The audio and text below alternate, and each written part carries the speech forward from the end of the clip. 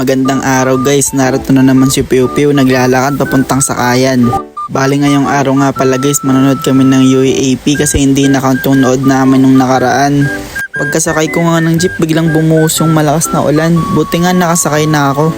Medyo na traffic nga rin ako papunta sa meeting place namin, pero eto na nga, nagkita-kita na nga kami. Tapos nakapasok na rin sa loob ng Araneta.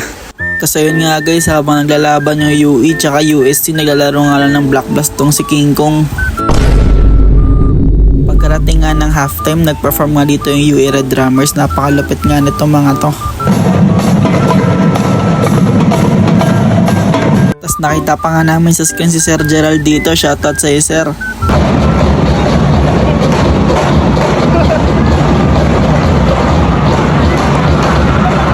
Ito nga pala yung itsura ng pinapanooran namin dito sa may Smart Araneta Coliseum guys.